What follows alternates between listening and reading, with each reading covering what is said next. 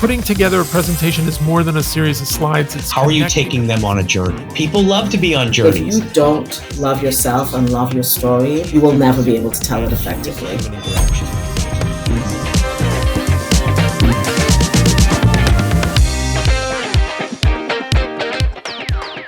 Welcome back, everyone, to another episode of No Fear Presenting. I'm your humble host, Mike Texera, and today we have Chuck Karvelas. Chuck is the head of commercial learning at Cambridge Bay Sage Therapeutics.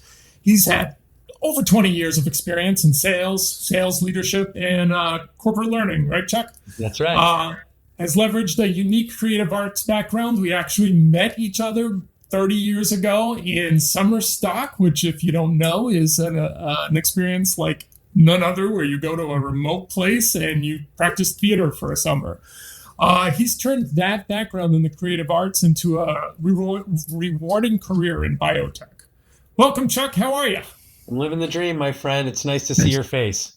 Oh, same here, man. I can't believe it. I mean, literally the last time we talked was 30 years ago. Yeah. So this is a trip. You see another person across the room, across the video feed, through the lens of time. It's like I see Chuck in there, the Chuck I knew was this gregarious, crazy guy, gregarious, crazy guy. And you got some experience, you got some age on you, Listen, they got some, they're coming in. Absolutely. Yeah. So, but it's such a treat to be here and such a fun topic. I love to hear so much about how what we did as kids, I use on a daily basis, but to see the work that you're doing and how you're helping people take that next step, and maybe some of those things that give them pause, that things that you and I would have jumped into during that summer head first with no fear. So it's nice to be here, and I'm excited to have a conversation with you. Right? What a trip. Okay. So I want to go back. I knew you through the theater, but I didn't know your background much, so tell me a little bit about, is this gregarious, no fear public speaker in your DNA, or was it learned? Yeah, so you have my parents to blame for that. So I'm the son of a second generation immigrant, Greek restaurant owners. So for me, very early in my life, I learned customers always right, making people laugh, being really friendly to the customers that are coming in. That was a big part of my life. My dad is a huge influence on me, a master storyteller. I would watch this guy engage, make people laugh in his stained T-shirt and apron coming out of the kitchen to make customers in the restaurant feel like they were part of the family. And they really were, because we all grew up there. So I'll never forget, as a 6-year-old kid, I was terrified. If you can believe it, I was an introvert. I would hide under the table. Even at my birthday party, I hated when people sang to me. It made me uncomfortable. Yeah. Oh, really? Oh, yeah, God. yeah. I had a lot of stuff going on as an introvert as a kid. Similar. Really? Were you the same? Yeah. Oh my God, so shy, so nerdy. I was afraid that people would notice me. Totally. Yeah. I didn't like it at all. And I was the youngest of this group of gaggle of cousins that were all working and living together, and sort of, much like an immigrant family, kind of under one roof. Right. And they used to all, the way so many immigrant families do, dream about the American dream, about, being rich and having fun things. And I'll never forget, one day they were all talking in English accents, which I thought was hilarious and thought it was cool. But I was so scared as like a 6-year-old kid to ever try doing it. And I got the courage up and I said, I'm going to try it. And I turned to my aunt and I said, "Oh, Auntie." And everyone turned with this shocked face and they all laughed at me.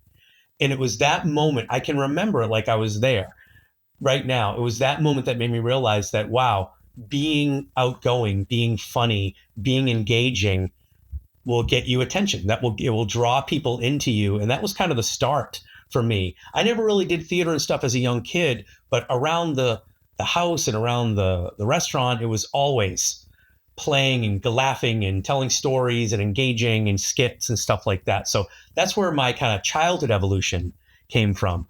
Gotcha. Wow. So much of what you just said, I want to take pause. First off, having a storyteller in your family, I think, is so vital. And I don't care if that takes the form of a parent reading stories to their children, or just telling your kids and your family about experiences you've had. I think that it is so unique, and same in my family. My father was a storyteller, and he could change a room of grumpy, dour-faced people into laughing friends just through some silly story he would create. And that stuck with me too, that power to engage and to be social was wrapped around storytelling. Very cool, man. I love the similarities. Immigrant families, that whole did you feel this? I always felt in my family a divide between the people I knew through the Portuguese language, the way they presented themselves in Portuguese versus the people they seemed to be when they were trying to struggle through English. Did you notice that divide through the person who was inside versus outside? Yeah, definitely. My yaya, which my grandmother, lived with us as kids, and all of her sisters, she was one of 11 kids. So they would all be at the house. When they would be speaking in Greek at the table, they were like different personalities. But there was a concern, I think, once they went to English, since it was a second language, they felt much more controlled, much more polite.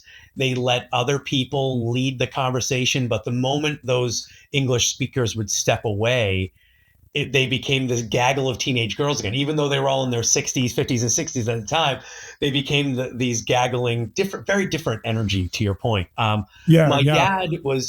grandfather came over when he was 12, one of those traditional stories, all by himself, 12 years old, hopped a freighter, came to Boston, worked in the leather factories. But we're Americans, and he kind of put his foot down. So in the house, besides him and my grandmother, everyone else spoke English. So sadly, I lost that language. I know just enough to know the swear words and to know when someone's yelling at me and order some food. But outside of that... Oh, there you go. You got the vitals. So I get everything I need, and I can find the bathroom. So outside of that, we're good to go. But really, it was my dad who really set the tone for me. His ability... You mentioned changing a room. Yeah. When I was younger, I would watch my dad and be in awe of that. But what I really loved about him was how he could change and modify a story based on the room. And I think that's one of the biggest learnings I learned early as a presenter and as a performer was you've got to know your stuff so well that you can adapt the style and the approach, which is something that was a gift for him. Like he had he still does, 20 to 30 stories that I've heard over and over my whole life. Yeah. I'm quite sure it's the same for you. Right? Yeah. And he would tell these stories, but I would notice he would read the room. And the lead character in a story that he's told 100 times, who was a man, all of a sudden was a teenage girl who had a boyfriend that was new. And I would look at his audience, and he's adjusting the story, getting the same message, the same energy, the same laughs, the same poignant moments, but has changed all the characters, right? And it was such a gift to watch. And I didn't realize that till much later in my professional career that I realized, wow, I grew up around some really creative people that taught me, not through a book and not through watching videos and all kind of stuff, but just through natural experience. And I think such a gift for families to train and teach generationally.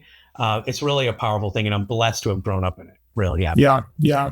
And so such good stuff, Chuck. What I'm really struck by is your ability to kind of look back and learn lessons that are still giving you insight into what you do today. And I think about that a lot when I'm trying to help people come up with a way to weave storytelling into their presentations. It's like, maybe you don't feel like you were traditionally born in a creative household with painters and sculptors, but you were born into a creative environment. You were born surrounded by stories.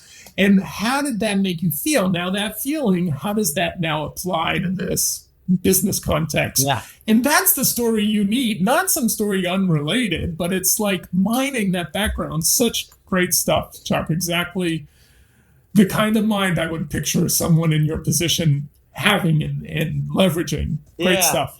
And so I love that the way you're expressing it is more of a natural approach. I think people sometimes feel, well, I can't learn that big scary skill. I'm not a moth hour kind of rolling storyteller who needs to build this big thing. I'm not J.K. Rowling's, but really story is simple, right? It's character It's a problem. It's a challenge. It's a solution, right? It's a beginning, a middle, of the end. You can do that in 10 seconds, 30 seconds to create engagement at the beginning of a presentation. You can use it in the middle. You can tell big sweeping stories, but it's more of how does a narrative make things more sticky? That's something I teach a lot of my folks now and we can spend tons of time getting into the neuroscience of how our brain remembers things. And that's sort of been a later in my career passion, is this idea of how our brains work and why stories, why presentations, why highly engaging presenters and sales professionals, they do so much better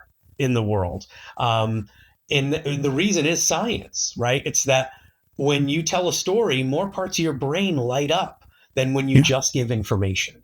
And that's the challenge I face with a lot of the folks that I work with, is their desire to just what we call showing up and throwing up, right? Yeah, and I train a lot of science-based folks on how to give presentations, how to create more engaging narratives, and how they tell the story. As you can imagine, clinical data can be deep, rich, confusing, and unless you can get someone to be emotionally excited about that logical information, they won't retain it.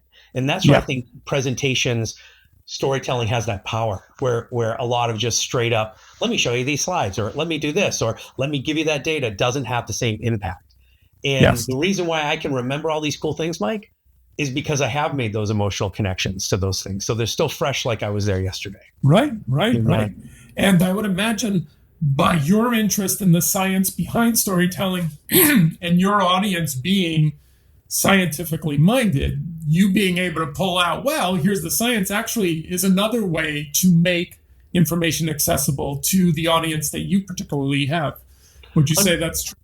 Yeah, 100%. And I would say that, remember, my world is the commercial world in sales, right? So I'm training a lot of sales professionals at this particular role, is that their natural instinct is to go right to the data, right to the science. However, you got to remember, you're one of 1,000 voices that customer is seeing on a daily basis or hearing in their heads, right? There's their own internal voices, their own habits, their family, their patients, their systems that they work within, like hospitals and all the nurses and medical assistants. Everyone is dumping information on them all day long. You are that one tiny voice that pops in for that 10 minutes that they may have while they're eating a sandwich at lunch. They're not going to remember anything you say unless it's something that feels relevant, feels important. So, but to do that, you need to connect emotion to the information that you're selling. And unless you make them feel, right? That's right. They got to feel, it's got to be important to them. And I'll never forget, for many years as a sales leader being out in the field, I'd say to my sales professionals, what do they care about? Before we walk in the door, what does your customer really care about? And that can be applied to anything. What does the audience you're about to present to care about? What are the stakeholders? What does the board of directors care about? You should focus on that first, then apply the data to what they define as their most important need. Yeah, the way I put it is, why were you invited? Why people invited you for a reason. Now let's not assume that reason doesn't exist and just blurt out anything you want to talk about. So I've got a great story for you on that point, which is a huge learning for me as a sales leader and coaching my folks. Is we'd be in the car getting ready to go and see a customer, and I'd say, all right, what's the plan? Right? And we'd walk through our plan, and I'd say, okay, what are the things you want to learn from this customer that are going to move you forward? And this particular rep, great guy, wonderful guy, let's call him Doug. Okay. So Doug says, all right, Chuck, I want to learn why he picks the product that we're walking in the door. What is most important to him? I said, great. So we go in, that's our goal. He walks in, he says, so, hey, Doc, quick question for you. Why do you choose a product for disease X when you're presented with a patient who struggles with it? Efficacy and safety, right? Let me show you the efficacy and safety of our product. He walks through, and we go back, we sit in the car. And I said, hey, Doug, what were his problems? And he said, efficacy and safety. And I said, now let's look back at the call. When did he say that? And then he goes, well, it was, and he goes, oh my God, I did it. Right? Like, he answered his own questions. Right? And I think sometimes when we're presenting, we think we have to answer all their own questions instead of making it that interactive experience, or at least getting something in their head that makes them think, why is this important to me? Instead, we just dump on them. So I say, don't be a Doug. Don't be a Doug. Yeah, don't be a Doug. What a valuable interaction, though. I mean, you were there to question that moment and think about that moment, because Doug was convinced that the client had said, and if you had asked him 5 minutes later, or another coworker had asked him, he would have assumed that the person he was speaking to was the one who offered that. So many folks who are trying to present and trying to connect in life and in the business world in particular, because that's what we deal with, they drink their own Kool-Aid. They never get pushback, after a meeting that says, no, now wait a minute. Did you take off like a train and just keep going on a track that you already predetermined, or did you stop? Where was the pause? What was the actual response, And that's so valuable. I'm sure he's grown a lot since then. He has. He's still, and I still tease him once in a while when I connect with him. We're still good friends, like on social media and stuff. So to see him kind of developing, not only in his career, but as a person, it's really, really nice to see someone developing. And it's funny because the stuff you and I are talking about right now is so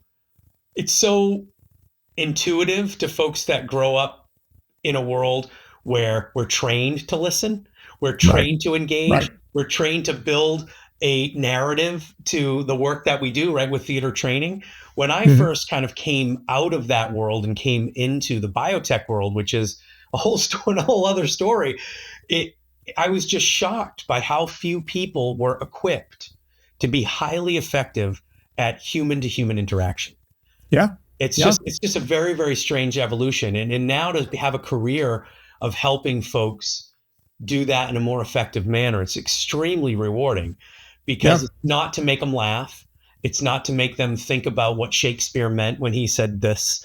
But it's really about them helping others and utilizing these skills to create stronger business models, create stronger customer interactions, create businesses that are more impactful. It's like using all the skills I learned in a way that's wildly relevant to the real world, not a black box that has lights and makeup and costumes. What I tell people a lot is I'm in the business of teaching empathy, and I'm so grateful for being able to teach empathy in 2024, because I feel like we've put so many tech windows between us and the people we're talking to that this ability called empathy is so much more needed today than they ever was in the past, maybe, and I feel very fortunate doing what I do. I love your statement. You need to make that into a t-shirt. I'm helping people learn empathy. It's such a critical thing for, I think, every human being, not just in business or wherever it may be. But so you and I went through training where our job was to use words written for us, even not if we're improvising, but to basically focus on listening to people, adapting to people, right? Telling rich and juicy stories. Basically, human-to-human interaction is where we feed our soul, right? Yeah. So I mentioned this to you earlier before we got started. My son is on the autism spectrum. So I have a son on the autism spectrum. Oh, okay. And he is actually has no concept of empathy. He has no concept of the importance of human-to-human interaction. So I have learned more as an autism dad than I have as like someone trying to use creative arts in the business world. It's extraordinary when you base your life, your success, your career on something that your child doesn't even understand the value of. And it's fascinating to come home and work and come home from work where you do that all day and have that experience at home. I've learned more from him on how to adapt who I am to the uniqueness of others than anybody I've worked with professionally. It's a fascinating dichotomy in my life. It is, because in my mind, they're very similar experiences, especially working in the science technical fields, where whether through natural selection, a person already is slightly autistic, but they're really great with numbers and data, they push themselves into these fields, or maybe they're not autistic at all on the spectrum, but they push that part of their empathy and their compassion down in favor of the science. They feel like they can't coexist together. So what the challenge is when those folks rise to the occasion or rise to the need of being able to speak in a group is now they've lost that connection. Wow. So a lot of times it's easy to get it back. Sometimes it's very painfully difficult, but wow, I'm who's ever listening to this podcast, if you're in the technology and science area, I'm going to encourage you to call Chuck right now, because you've got the double whammy of education there, both the personal and the professional. It's amazing. A lot. I appreciate that. Just don't post my phone number, because man, they'll be calling all the time. I'm kidding. I'm more than welcome to talk to anybody. What I would say is interesting about what you just said was around the scientists. What I have found is that scientists have the ability to do that. When you get to really know a scientist is after hours when you're having cocktails or when you see them around their family. It's very different. What I feel sometimes, Mike, is that it's not that they don't have the abilities or that they even understand the value of it. It's that it has for many, many years not been honored as important within their field, right? Right. That scientists tend, especially clinical scientists, right? Practitioners that are out there, you're talking to a doctor or, someone who's out there actually doing it with the patients or the people. It's very different than someone who spends their day in the clinic. Their mindset is very much around, show me the data, give me logic, help me understand. So in the times that I've had to engage with folks that are more clinically minded, you have to really take your time with those folks. Because oftentimes a lot of our folks that are out there, people like you and I, or sales professionals that are natural, gregarious, I think you used the word the gregarious earlier, right? I just tried to use it too. But we assume everybody wants to be engaged the way we want to engage them. And good point. Right. You know what I mean? Like we spend a lot of time saying, man, I'm going to go out there, I'm going to tell a great story. I'm going to go out and present. There are people in my business, and this is a really interesting concept that I train oftentimes, is this idea of an amygdala hijack. Are you familiar with the amygdala in the brain? No. Get ready. I'm getting super nerdy on you here, Mike. No, go for it. So front of our brain, right? Prefrontal cortex, that's logic, that's science, that's analytics, right? Information comes in. This is where we think about it. But way in the back of our brain, we've got like the gator brain, which is like our heart rate and our food, sex, digestion, like the basics. But in the middle between them is where we process and make decisions. And that's called the limbic system. And in the core of that is called the amygdala. Now, the amygdala is where we have what we all know, fight or flight, right? It's where we are making the decision. Do we fight this thing that's happening? Do we run away from it? Do we freeze, which is another thing people don't talk about a lot? But what happens is when someone like us presents to someone who is maybe not gregarious, outgoing, introverted, we trigger in them a flight or flight experience. So it's like an amygdala hijack. So for example, I walk in to see a doctor, right? I'm all excited. I plan my call. I've got my sales aide in front of me. I'm ready to rock and roll. I'm going to inspire and impress them and dazzle them with my enthusiasm. And I walk in. If that person isn't like me, doesn't trust me, respect me, or have a comfort with me, I will trigger that amygdala. Yeah. So this is the cool part about this. This is what I love. The same parts of our brain are firing when that doctor sees me coming down the hallway than when a caveman would see a bear 10,000 years ago bump into them in the woods. What do I do? Right? So then what do our stakeholders, customers, people in our audience do? If they don't feel a connection, they will reject information. They will run away. Right. Either emotionally, physically, whatever. I've literally had customers where I'll be like, "Hey, doc," he goes, no time today. And he walks away. He's like, "Oh no, I don't want to deal with that sales guy." Right. But right? If a bear, roar, exactly. So that's really one of the things I find so interesting with how we think about presentations and how we adapt them. And you know what's crazy? You can give the same information, but if you just at the beginning provide them with something that makes them feel somehow connected to it or adjusted stylistically. I have a friend, he's a people person, right? He's a supporter. He's one of those guys that everything is through the lens of protecting his people, right? So if I walk in the door and I say, hey, I want to do a strong diagnostic of your team to make sure that they're getting the information that I've trained them on, et cetera, his first instinct is, oh no, you're not doing that. But if I walk in and say, I want to make sure that I'm supporting the efforts of your team because they're great, and I want to make sure they're getting everything they need to do that, I need to understand how they're currently absorbing the information. I just got to the same place. I just adjusted my approach to make it feel more relevant to him. So I'm constantly trying to teach people how to adjust their skills and their presentations to make people feel more included instead of presenting. Does that make sense? Yeah. Yeah, it totally makes sense. I mean, I think you and I have the same knowledge set, only maybe different sources. Yuri Hansen, a researcher in Princeton, has done a study that I find fascinating about neural linking. And it's the same thing. Once you get two people on a similar emotional plane, they've gone through an experience, they've related around the story, whatever, their brains actually on a brainwave machine. You can see it. They sync up. Yeah. And you're talking about a similar thing, right? Absolutely. Yeah, exactly. It's wild. We've diverted wildly from the creative background that we originally but I mean, we haven't. I mean, this is back to your dad and adapting in that room to connect and change a story that maybe wasn't relevant to something that's more connected, right? Yeah, absolutely.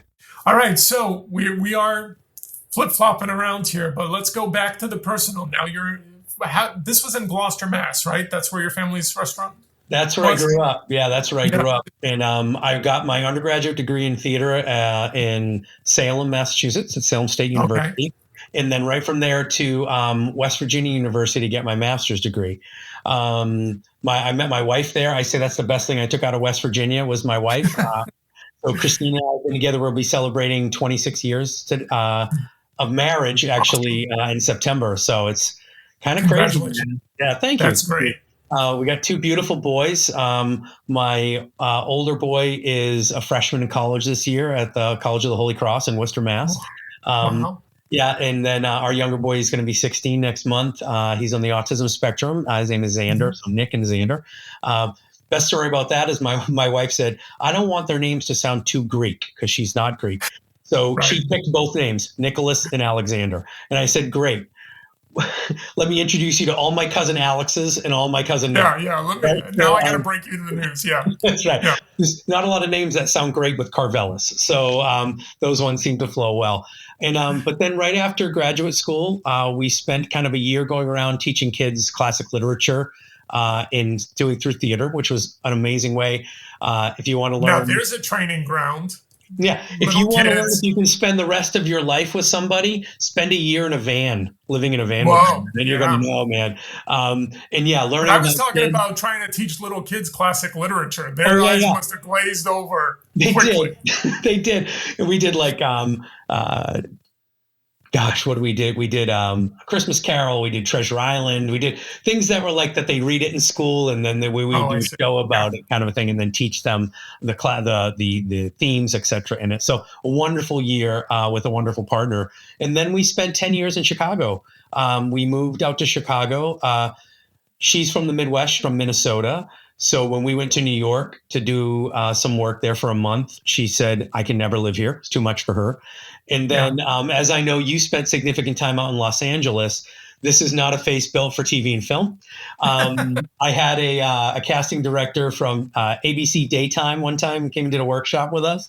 And she said, your head looks like a watermelon with an M&M in the middle of it on camera. That's what she said, because I've got a little nose and I was much heavier at the time. So when you knew me, I was a bigger guy.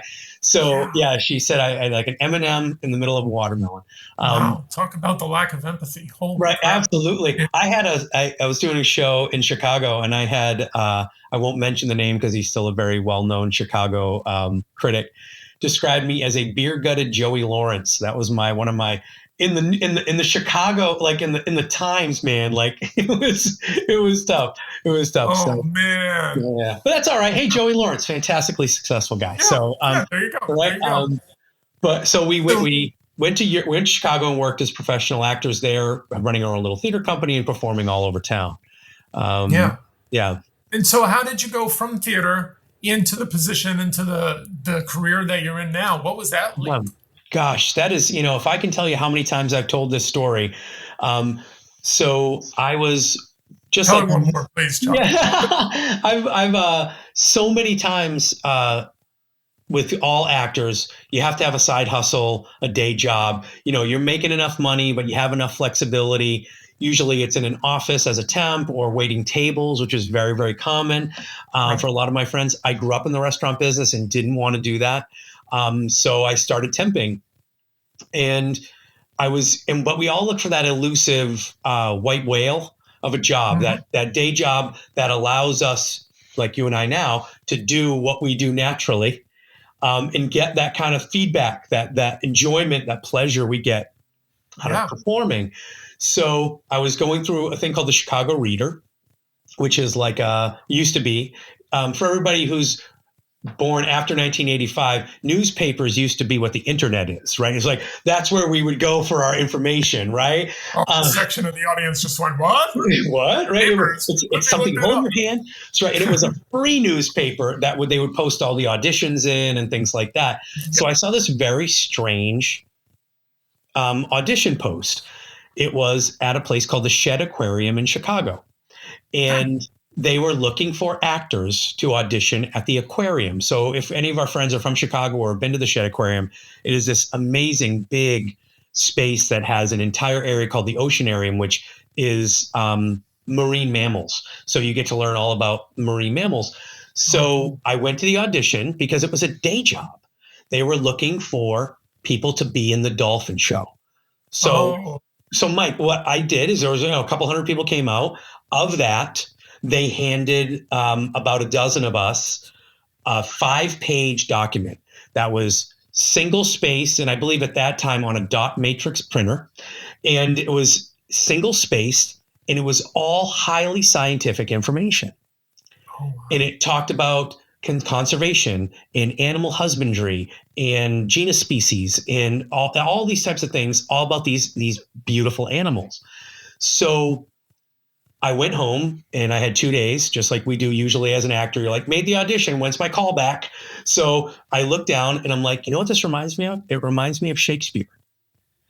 It reminds me. I'll tell you why. You saw that in there. I saw that in there, and I'll tell you why. Because it was beautiful, it was important, and it was completely inaccessible to the audience.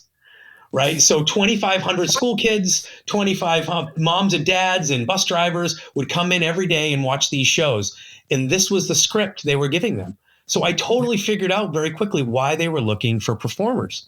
Is they were looking for someone to bridge the gap between something highly complicated and something that's really important to the audience. Okay. So there's a reason in my story here, Mike, because you're going to see where I go from here.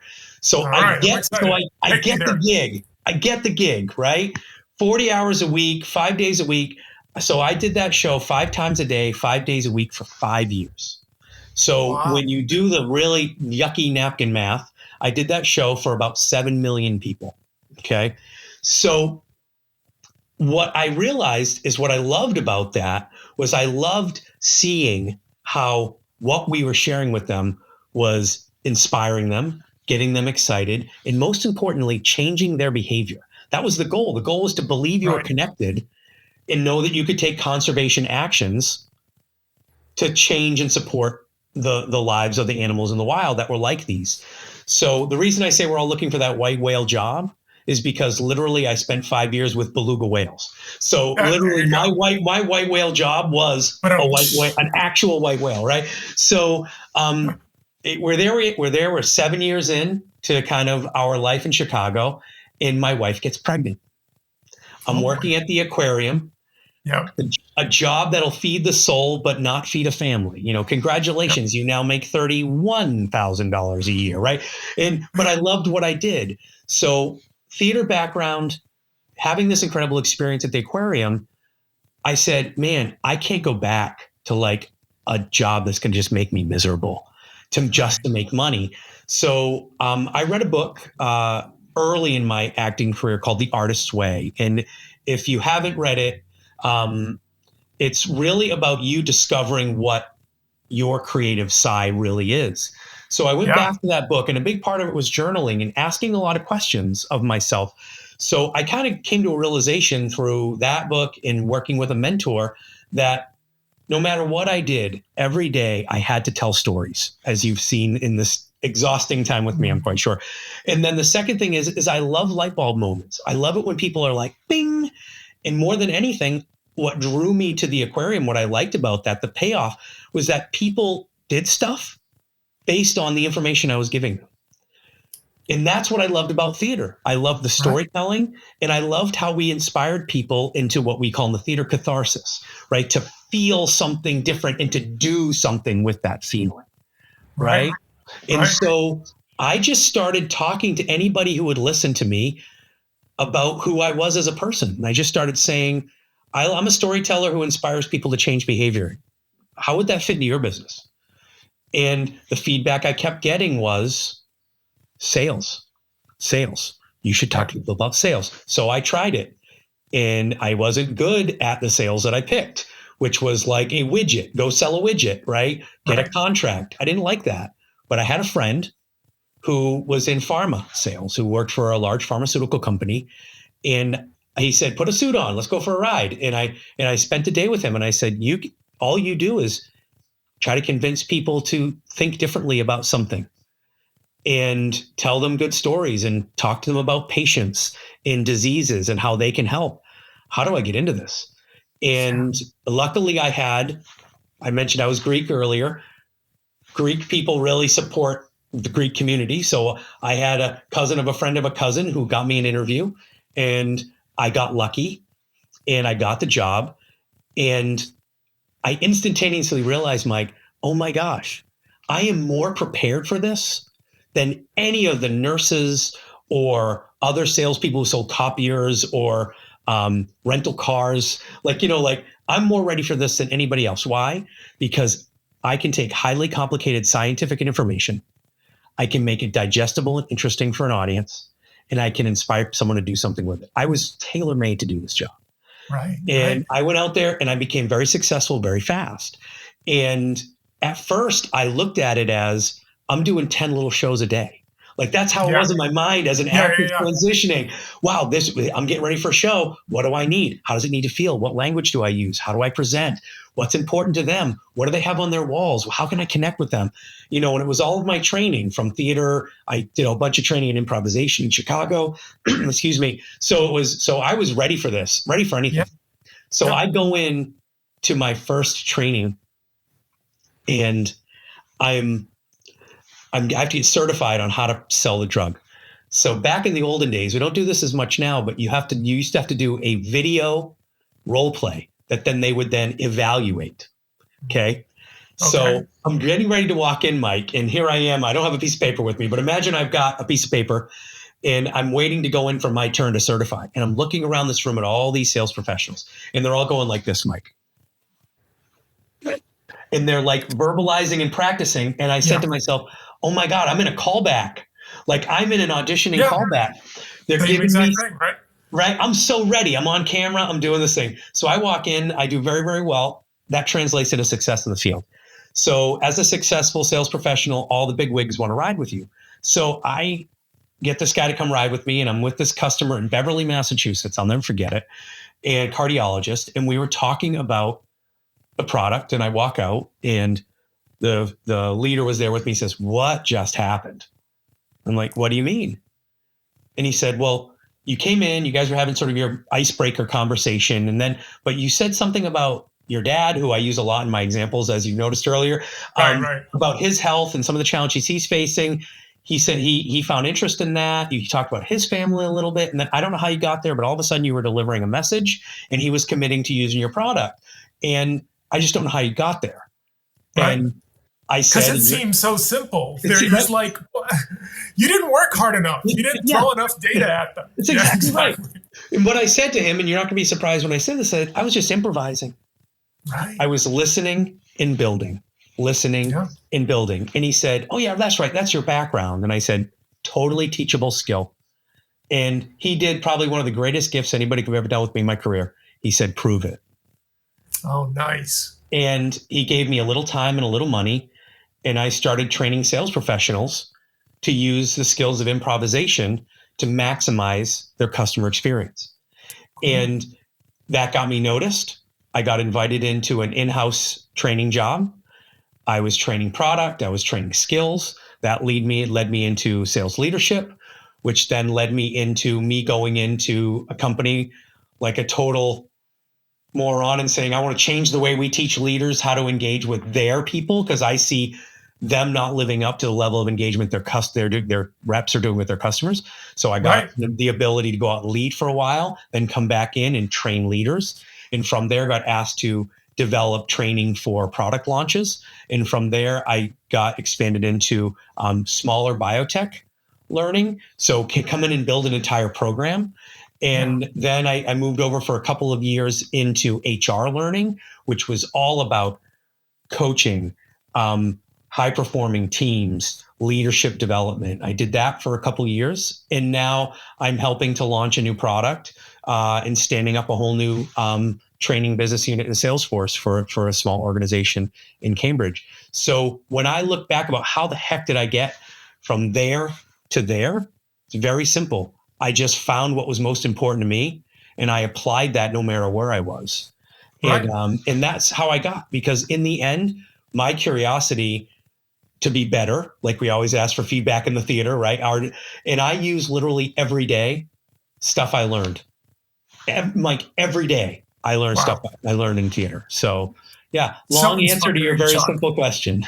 Yeah. So inspiring. And I love how you stay true to that innate drive within you. You know, what really created that light bulb moment for me when you were talking was about when you started looking at that pamphlet of the biology information that you had to relay, and you found magic and wonder in that. I mean, that is like a stumble into such a vital thing that I think we need to teach folks who are in highly technical fields, that there is beauty and wonder and marvel behind all the ones and the zeros and the UXs and the data flows. There is journeys and battles and you know, success and real humor sometimes in that data, and you can connect to it.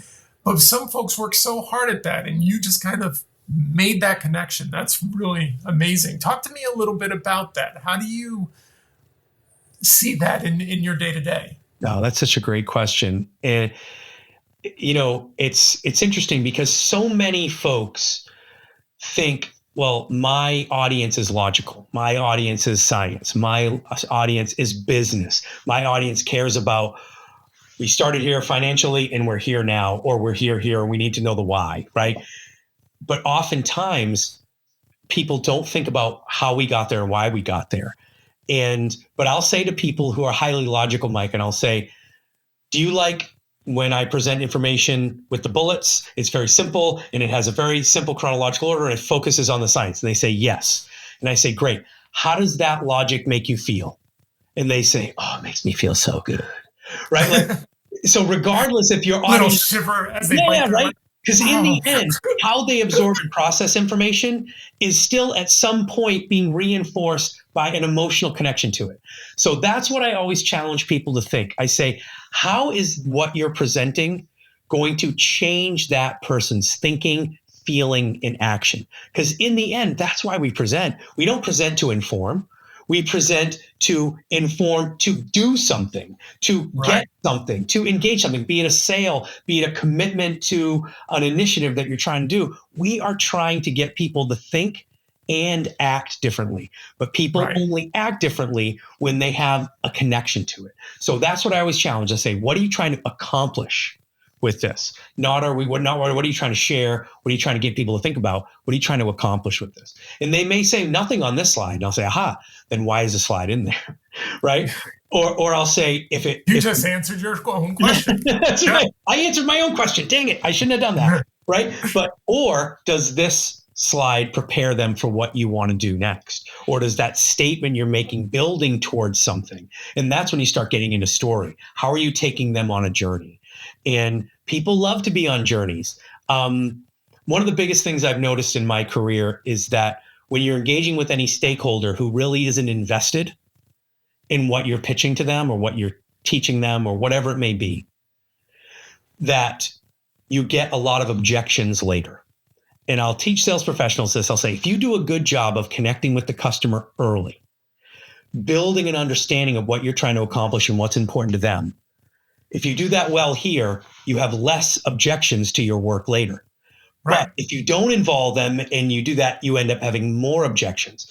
So my challenge is nobody cares about your problem. They care about how you're going to help them.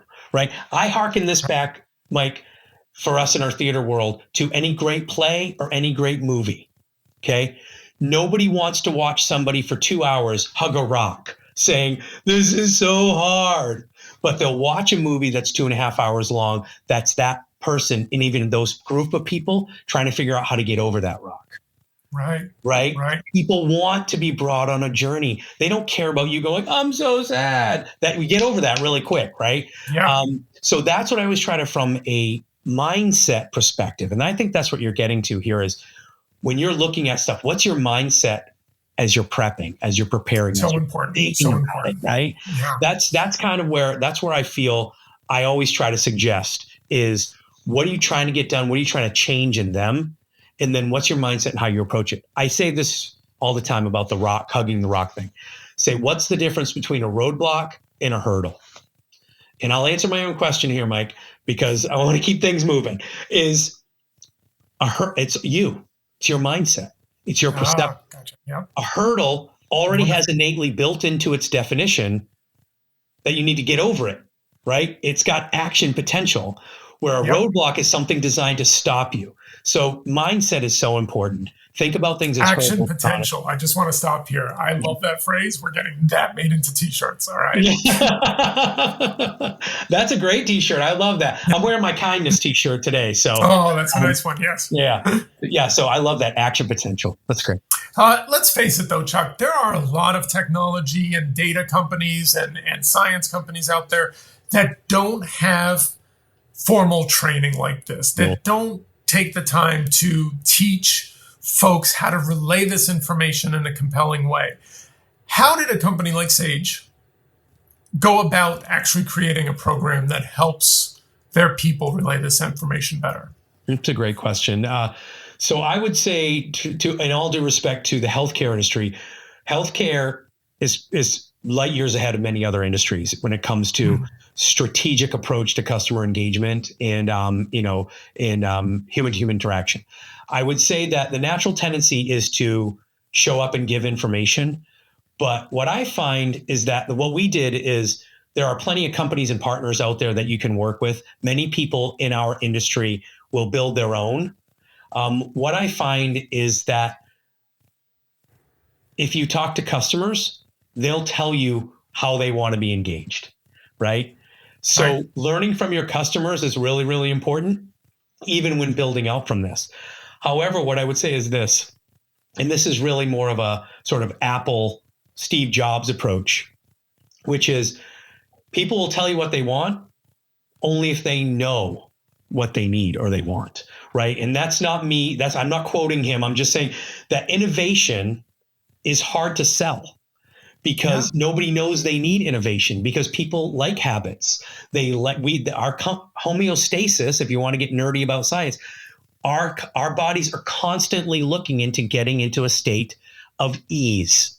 So anything that is change, defined by the human condition, is pain. So we need to be able to help people get past that fear of change and realize that there are benefits to change. And I think that's a big evolution for customers. So no matter what you ask the customer, you still need to build into your training, into your programs, a sense of challenge, a sense of urgency. People say, yeah, thanks for bringing that information, Mike. I would love to do that. And I'll ask everybody listening to this podcast right now, how many times, no matter what industry you're in, do they say, give us some time to think about that? Because that's really not the way we've ever done it. We don't, that's not how we do it around here. Right. And that's what every person who wants to change a behavior has to do. You have to get past that discomfort. So our program is designed in a way that challenges your thinking about the why. We touched on neuroscience a little earlier. Yep. Why do we have to have an important, engaging program? Sales professionals, as well as people within an organization, need to understand the data. So show them the data. So we do that. Why is this important? Here's the reason, right? Then we get into understanding a variety of different things. I have built into my program personality typing. So how do you adjust your approach to people's different personalities to create a better, stronger dialogue? What you talked about in neurolinking, right? How do we match our styles, etc.? And then for me, you have to give folks a strong structure and roadmap to what are the expectations. So we have a wonderful partner that we work with that helps us teach our sales professionals how to structure a conversation. Not that is some crazy robotic thing. It's just, how do you take a natural conversation and put intention behind it? That's really what it is. And it is totally focused on the needs of the customer. Because if you're doing a good job and you're in the right room because your data team has given you these people definitely have a need for your product. You're in the right room. It's about getting the customer to realize you're in the right room, right? And then aligning your value proposition to their needs. And then lastly, and this is, I think, the biggest mistake made historically in sales in general, and that is not making your sales leaders into super users of your approach and into excellent coaches. Yep.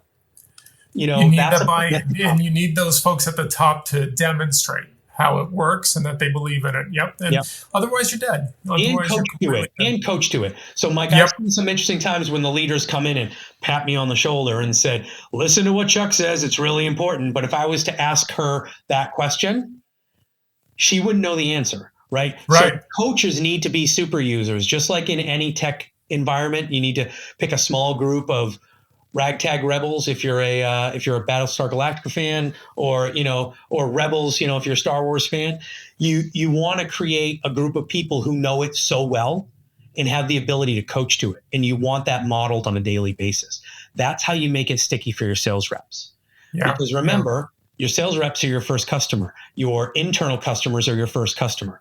If you don't get them to believe and get them to action on it, they will never project that as the face of your company outside. Yeah. Interesting. So I see how you build the culture and I see how you practice with them. That's great. I want to talk a little more about the practical nuts and bolts.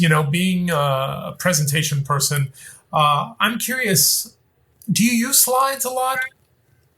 So I do internally to bring my stakeholders along and translate my strategies into tactics, as well as share metrics, etc. And then our sales professionals will use a digital visual aid in front of their customers. So we will use a lot of presentation materials, both internally and externally. So I would imagine after they have their initial talk, their presentation, they want to leave something behind, right? Is it usually an exact copy of what they just presented, or is it a different? Because that's what I struggle with on a day-to-day with a lot of clients. They feel they don't want to do extra work. If I'm going to do a slide deck, I'm going to put everything that I'm going to also want them to take away with on the slide. Oh no, we're just saving time and we're being efficient. We're doing one slide deck. One slide deck. It's the pre-read slide deck and it's the presentation slide deck. Yeah, I bumped into that quite a bit. Last year, 2 years ago now, I ran an extensive program for scientists translating data into an engaging presentation. And you're right, they would come with slide decks. I'd say, bring your most current slide deck and we'll build off of there. There's no way to read it, right? Like there's no way to do it. I'm a big fan of Guy Kawasaki. If you're familiar with Guy Kawasaki. Oh, right? yeah. His book is right there. I love it. And one of the things that I think is so important is that if you can't effectively explain it, you can give the data later. Guys, if you have another thing too, we do a lot of pre-reads. If your partners or your colleagues that you're presenting to haven't done the pre-read, then that's on them, right? You can't expect to run through the pre-read when you're presenting. But what the presentation, in my opinion, should do is it should give clear direction, but also stimulate conversation.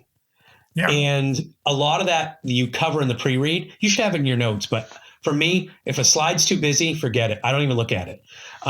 12 font on a slide. Like, are you kidding me right now? You know what I mean? A paragraph on a slide, no one's going to read it, right? Yeah. Or they'll read it while you're standing in front of it and forget what you're saying. And not even hear what you're saying. So you might as well be there, right? Just say, hey guys, instead of pre-reading, let's just take the next 90 minutes to both sit here and read at the table. I've made printouts for everyone. Yeah.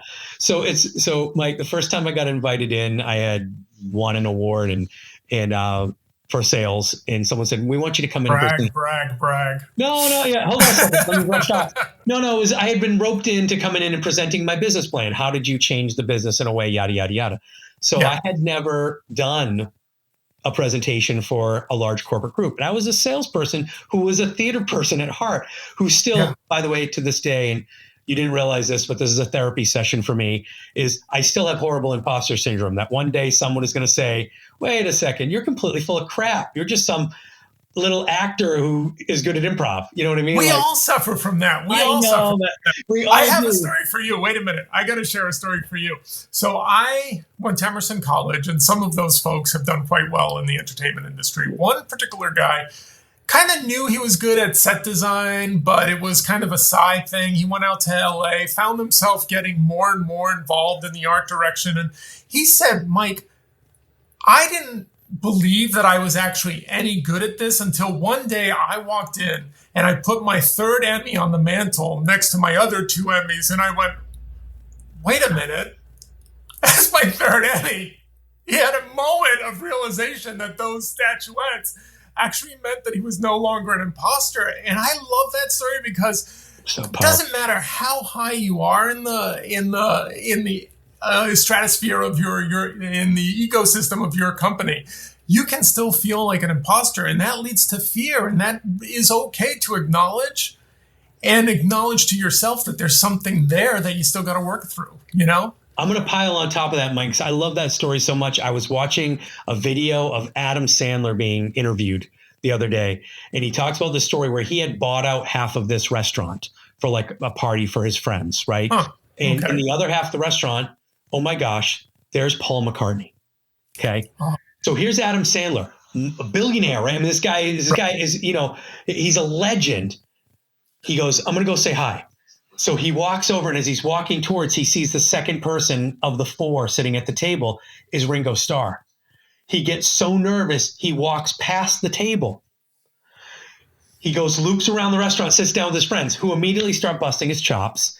And he's like, and they're like, no, you have to go say hi. You have to say hi. So he tries to walk around the other way. He makes mild eye contact, gets so nervous. He goes to the bathroom, fakes going to the bathroom, and says, okay, now I'm going to do it on the way back. On the way back, he's so freaked out now. He never says hi. He never says hello to Paul McCartney and Ringo Starr. This man is a Hollywood legend, billionaire. Yeah. Didn't have the courage to say hi to his idol. It's amazing, right? Like, he's so afraid. Yeah. So crazy. And you think about it, they're just flesh and bones like you are. They you know, have the same needs, wants, fears. It's funny how we change that in our minds, isn't it? How we can build up, whether it's a person or, you know, a challenge in life, to this monumental thing full of fear. Yeah. And it's also, and most of the time, it feels so real to that person, and we have to acknowledge that it feels real to that person, right? I think my first instinct with folks when I would be coaching the folks that had that sense of fear is I would say, it's all in your head, man. Don't worry about it. It's all good. You got this. And I realized that that's not what they need. What they need is to say, well, tell me what's going on. Help me understand that. I'm here to support you. Right. I think oftentimes we say, if we're good at something, we say, suck it up. Right. Which is an old quote of my dad's. Right. Or we overthink it. I see that all the time too. People way overthink it. That first time I was going to mention before your great story about the Emmys is I went in to see this group of people, all bigwigs, like global, like sales leadership team.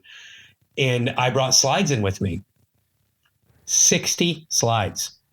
Oh my God. They gave me 15 minutes and I created 60 slides. Classic like mistake. 80% of those slides was that, and you've seen this image because it's one of those stock photos I pulled. It was like the goldfish jumping out of the bowl into the other bowl. You've seen it, right? That was my break slide between each one. And every one of my slides had like snapshots of data and all this kind of stuff. And I had this amazing woman who, after this meeting, I reached out and I said, I beg you to mentor me. She said, Chuck, just turn the slides off. Yeah. Tell us what you're doing, and tell us what you're doing differently, and tell us what you can do to help get other people to do it differently. And I was like, you know what I mean? Yeah. And she also taught me you a simple, concise outline based on the audience's needs. Boom, done. Right. Yeah. And then I was lucky enough in my last role before this one is I was working directly for our chief people officer.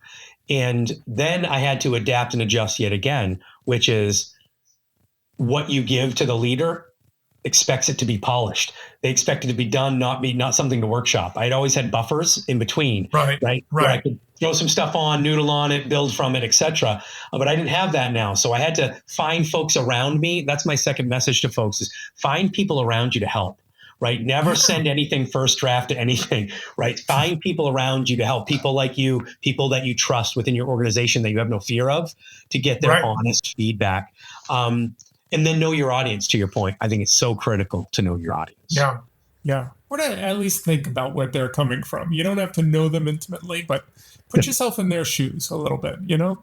Absolutely. Yeah. So, Chuck, this has been amazing. I feel like there's so much fun. Another 3 hours here of conversation. I usually like to wrap up with just asking, how do you deal with fear? When you're going into a fearful situation, how do you handle it? Tactically, right in the moment, is breathing and stretching. I know that sounds silly for folks, but I really taking a breath. Even coming on today, I spent a few minutes before. I did a little stretching. I warmed up my articulators, even though I mumbled a little bit. And then I stretch a little bit and breathe and just sort of think about my goal.